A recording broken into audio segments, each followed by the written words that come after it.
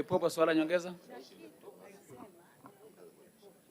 Asante Mheshimiwa Naibu Spika kwa nafasi ya kuuliza swali dogo la nyongeza. Mheshimiwa Spika, ndani ya jimbo la Kigoma mjini kuna barabara inatoka Katosho, Kibilizi mpaka bandari ya Kibilizi.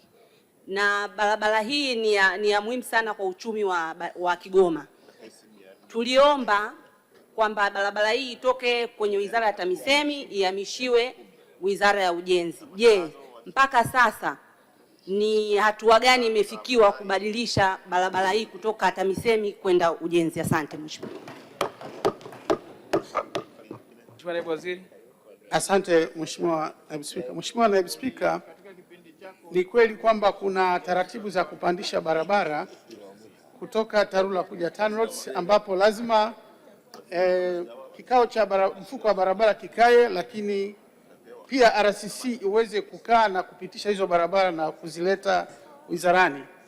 Naomba nichukue hili swala Mheshimiwa Naibu Waziri, niweze kuona kama hizo taratibu zimeshafika na hiyo barabara iko ofisini kwetu, kwa sababu mwenye mamlaka ya kupandisha barabara hadhi ni waziri mwenye dhamana ya ujenzi, hasa baada ya kupeleka timu kujiridhisha kwamba hiyo barabara ina sifa hizo. Kwa hiyo naomba nilichukue niweze kufuatilia kama limeshafika ofisini kwetu na wataalamu wameweza kwenda na nione nini wameshauri. Asante Mheshimiwa.